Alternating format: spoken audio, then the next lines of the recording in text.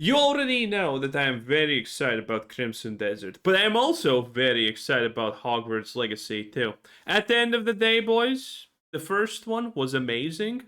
You know, the lunch lady pass, and you're all like, good times. Good times.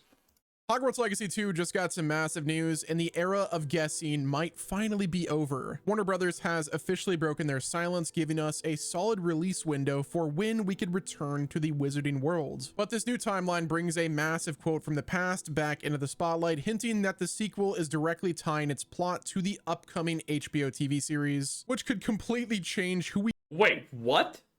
The HBO series is supposed to be the book pretty much line by line with no major changes.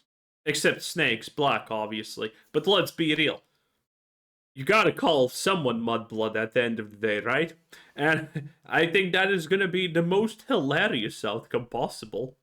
play as in the overall setting of Hogwarts Legacy 2. Combine that with the historic and just mind-boggling $110 billion payout from Paramount happening, the future of this series hangs in the balance, and today we're breaking down all of the official release date news. We're going to talk about the insane story implications for the sequel, and of course, what all this corpo drama means for Avalanche Software and Portkey Games. Starting things off, let's talk about the release timeline that we got directly from WB. Now, over the last year or two, Warner Brothers Games has been in a state of absolute panic. We lived through the launch of Suicide Squad Kill the Justice League, which was an It was great times. I milked this thing so much. If I had kids, they would be going through college right now. It would be great. unfortunate and monumental financial failure. We saw the cancellation of the highly anticipated Wonder Woman game and the shuttering of the Highly anticipated Wonder Woman game. I'm sorry. Did we look at the same Wonder Woman? Bro, boys, listen. If you haven't seen, now I'm not gonna show you it. I'm gonna save you the man jaw, the man everything, because that's no Wonder Woman. Okay. Oh, boys, no. Do not even look at it. legendary studios like Monolith Productions. And I'll be real with you, I was kind of genuinely worried whether or not WB was going to last. Like, I thought they might just pull out of games entirely, but here we are. Now this brings us to the news today. Wait, that kind of, aren't they supposed to kind of pull out of games because they don't really care about this that much? Perret, the CEO and president of global streaming and games for Warner Brothers Discovery, just sat down for an interview, and it completely changed the narrative. Or at least that was the intention, was to change the narrative. He explicitly admitted that the gaming division got quote-unquote too distracted after going after too many IPs. With too broad a set of studios, he openly admitted that 2025 was a year of reset for the company and a time to pull back, refocus, and to stop spreading their development teams so thin across live service mumbo jumbo. But here's where the interview gets really spicy. Perret said, and I quote, "The real fruits will start coming in 2020." By the way, I would like everyone to keep in mind that we have entered this magical new era that all the CEOs in the world have collectively seemingly agreed to use normie words to describe things that we don't like, but that they are still gonna obviously continue to do. Like, Asha Sharma, or whatever her name is on Xbox, said, "Oh, don't worry. My only experience in life is pushing AI onto people, but we're not gonna do that on gaming. Don't you worry about it." Whoa. Oh, why, you rascal? Yeah, she used the word slop even. Oh my god, that's minus a lot of social credit score right there. And this is the same thing. Mumbo jumbo. All of these CEOs are starting to do this. Oh, we know normal people who don't have mega yachts don't like the mumbo jumbo, the slop, and the hooblity booblity. They all are starting, like, and it's like clockwork. This has happened in the past a couple of times. That every CEO in the world just magically starts to switch tactic, and all of them use different language. All of a sudden the message gets changed. Don't worry about it. It's gonna turn back to your typical normal disaster in a month or two. It always does. But it's kind of funny how this just happens at the same time for everyone. It's almost like they have this one magical place called Davos where they can talk about shit. that also for some reason makes all the prostitutes taken for the time of it for it's it. I have questions. Let's just leave it at that. Questions that are not gonna get me Minecrafted, hopefully. 27 and 28 when we return to some of our biggest franchises. Now, obviously, before you say it, he didn't explicitly drop the name Hogwarts Legacy 2 or the sequel to Hogwarts Legacy in that exact sentence, but if we look at things critically, the implication is pretty undeniable. Hogwarts Legacy wasn't just a hit, it literally sold over 30 million units and was the most sold game of 2023. And to put it simply, it is WB Games' crown jewel. When the CEO says they're returning— Man, it's already been 3 years, huh? to their biggest franchises in 27 and 28, I think it's pretty obvious that Hogwarts Legacy's sequel is at the very top of that list. And of course, alongside the new Rocksteady Batman project they're working on, and of course, NetherRealm's next fighting game, possibly the new Injustice. I absolutely do not trust a new Batman game. Thankfully, I was never a fan of Batman games to begin. So, Suicide Kill, the Justice League mumbo jumbo was not exactly something that I cared too much about. It was just a funny thing to, laugh about, with trans Mr. Freeze. That's a real thing, by the way. If you did not follow that, that's a real thing, okay? It was real bad. It was real bad. The 2027 to 2028 window. The Joker being a literal twink? Oh my god, bro. It was an experience. Is pretty massive. Like, we're talking 2 years here. It means Avalanche Software isn't going to be rushed out to put out a buggy, half-baked sequel in the next 2 years. At least we really hope, just to make up for the, losses from the past. And Warner Brothers, if you're listening, JB Perrette, Zaslav. I am really wondering what's gonna happen with because initial rumors about Hogwarts Legacy 2 were the biggest ones were that it's gonna be a live service and have a multiplayer element. Because again, every big company loves live service because it's steady income. It makes line go up, but just a little bit, and that's how much you want it to go up.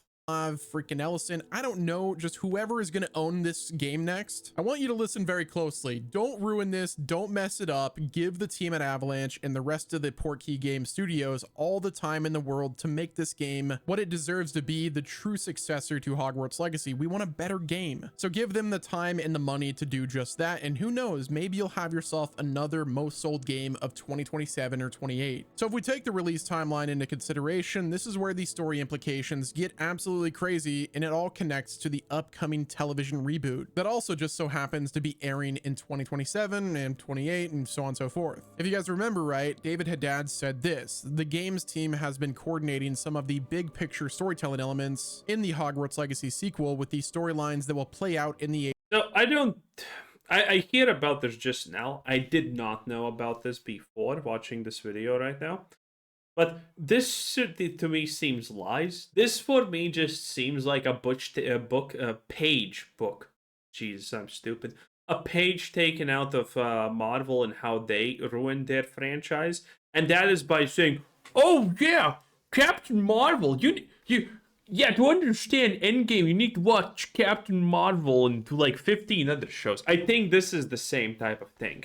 This is not gonna have anything to do with the show, but they're gonna market it to make people wanna actually check out, at least at the bare minimum, talk about what's happening in the game because it's important to the show, which I don't think it's gonna be true. HBO series coming from Warner Brothers TV. So why am I bringing this up? Well, let's just unpack it a little bit because the implications for the story are pretty great. If Hogwarts Legacy 2 is releasing in 2027 or 2028, that perfectly aligns with the projected timeline of this HBO series. The first season of the show is hitting in 2027. That means if the game hits in, either 2027 or 2028, we're looking at the launches happening in the same calendar year, or if it's, not until 2028, then that is season 2 of the show. Now let's say Hogwarts Legacy 2 doesn't come out until 2028. Well, that would be season 2 of the show, and what happens at year 2 of Hogwarts? The Chamber of Secrets. If the game is set to mirror some of the themes or timelines of the show, depending on what year the game comes out, we could be playing Hogwarts Legacy 2 and roaming the castle at the exact same time as, let's say, Tom Riddle during the first Chamber of Secrets being opened. Or what if we're like a older— that would actually, listen, people forget this, but Star Wars destroyed itself as a massive franchise. Star Trek has absolutely gutted itself as a franchise. Doctor Who, the same. Now, and from the big franchise currently exist, it's pretty much just Pokemon and Harry Potter left. Again, I love saying this. J.K. Rowling is a billionaire, and all she did was make one book. And she's an extremely hot MILF. But that's a different subject for the paid previews. In any case, you need to understand, Harry Potter literally has probably 1 billion people who consider themselves relatively big fans of the franchise in this world.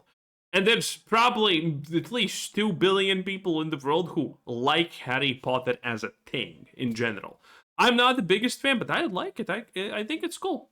It's interesting. There's a lot of goofy, interesting stuff and whatever happening. It's great.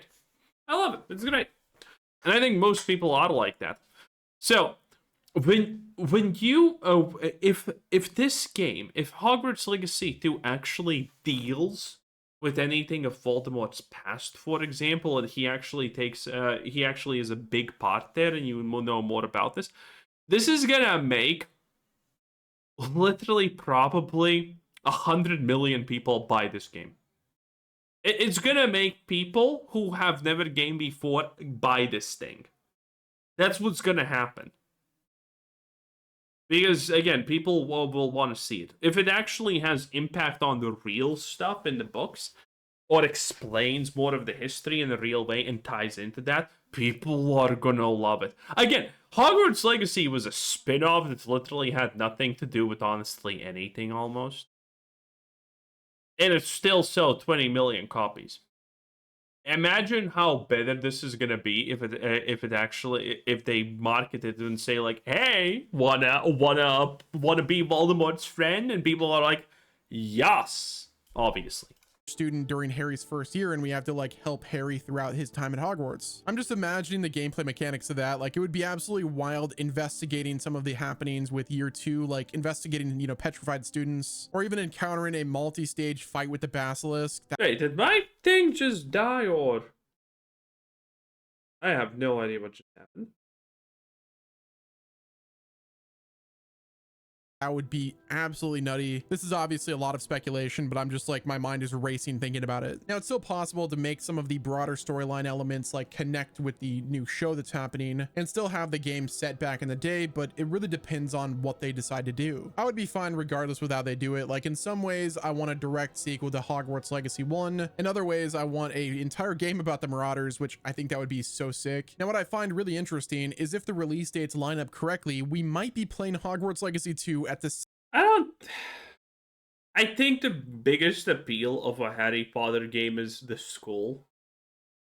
And I'm not saying that because school uniforms, but it is definitely the school, right? Same time as the show is airing. I think that would probably all depend on how far the game is in development right now, but it could be released directly after the season finale. That way they have like 2 major releases. They can have the show hype up the game and vice versa. Now, I do want to make something really clear, and I think we can all agree something of this will happen. It's gonna be a vice versa or something like that. It must be, because every big player in the industry, in the media industry, that has any tie-ins with gaming. So, you're looking at your Warner Brothers, your Marvels, your DCs, your all the classical stuff. After what happened with the Fallout show and it boosting the Fallout games initially to high heaven, to numbers that no one ever even came close to expect with the tourism, everyone is kind of banking and thinking about stuff like this. Now, granted, at the same time, we have things like the Avatar games literally not doing anything for the movies and vice versa, but let's ignore that part, right? is I don't want Hogwarts Legacy 2 to just be a direct tie-in. Like, you know, those back in the day, there was like those movie tie-in games. I don't want Hogwarts Legacy 2 to be anywhere near that level of cringe. Like, I just want I'm sorry, are you speaking down on the Riddick games? Those are masterpieces. something that is worthy to be a sequel. Now we have to shift gears and talk about the corpo side of things, because we have to talk about the merger that just happened. It was officially announced that Paramount Skydance have reached a definitive agreement to acquire Warner Brothers Discovery in a massive $110 billion deal. Netflix had been in the bidding war for the company. They officially bowed out, making a quick $2.3 billion, and it left Paramount to buy the entire company, all the studios, the streaming platforms, the games, and all. So what does this mean for the future of Hogwarts Legacy 2, Harry Potter, or even the future of Avalanche Software as a game studio? The reality is, whenever a $110 billion buyout happens, everyone in the community starts to panic, myself included. Okay, since time has passed, let me actually give you the rundown. What's gonna happen? Because initially, I think I also covered it also a little bit. Initially, when the buyout happened, they don't care about the gaming thing. Okay? They don't care. Now, granted, that's also to say, hey, yeah, Warner Bros. Like, we don't give a shit about this, so keep it off the books, okay? Which is a way to actually, you know, effectively try and pay less for the acquisition. But later on, because initially they are buying it just for, you know, the movie rights, all of that stuff. That's what they're really after. But it's not like they're gonna discard gaming. Initially, they're saying that they're gonna discard gaming. It's not gonna matter. Blah blah blah. You know, all this classic stuff. And granted, there is always a chance that that's true, that they discarded, because they're not really that into that. But when the acquisition actually starts to happen and things start rolling, they're gonna look at everything separately, what they are acquiring, past the big things that they really wanted, and they're gonna look at their viability. And I think the gaming viability for this stuff is gonna be considered good. I think it's gonna be considered good, so they're gonna... If they're not gonna keep the studios around, they're not gonna just abandon the IPs. They're gonna figure out something to do. Probably fucking give it to Ubisoft to make some kind of slop. Jesus. Mergers almost always lead to layoffs, restructuring, and cancellation of projects that the owners just have no intentions of, you know, continuing, or they feel like it's too risky. Now, could Paramount come in and slash the budget for Hogwarts Legacy 2, cancel the project, or anything like that? Paramount has explicitly stated that they're committed to investing in the world-class studios of the combined company to drive long-term growth. They said they would be unbelievably, astronomically dumb to not stay the course on Hogwarts Legacy 2. Okay, maybe there's still that, but, you know, you don't spend $110 billion to acquire the rights to Harry Potter, Batman, and Game of Thrones just to cancel the sequel to the game that literally... I mean, that's a lot of power. That's a lot of recognizable names. Printed billions of dollars in revenue and was the most sold game of... Honestly, I think just the Harry Potter license alone is worth that much. 2023. You don't do that. However, these are corpos we're talking about. All they look at is the bottom line, the bottom dollar amount, and if they're in the red, they're gonna try to slash and try to recoup that as quick as possible. Paramount Skydance and WB, like the P-Sky WB, is gonna be in debt quite a bit, and they're gonna try to recoup that money as soon as possible. Will they try to force live service microtransactions into the game? I think that's a real possibility. Now, I would say the studio itself is probably safe. Like, I'm sure they're given the creative freedom, but who knows? They might be heavily scrutinized going forward to, you know, maximize profit over player experience. Now, it's still going to be a ways before the game gets officially released. Like, this deal might not go through. Like, they've still got the regulatory concerns to get through. I'm sure there won't be many hurdles with the United States, but there's the CMA, there's the EU. And to put this into Harry Potter terms, it's not over until the fat lady sings, and she's not in the portrait right now, and you can't have the password. Okay, with that being said, let's talk about when we should expect to see the first official look at the game. Yeah, that's whatever it's currently speculated is going to be way off. Way off, most likely. In any case, exciting. That was West Emo 10 out of 10. Bye!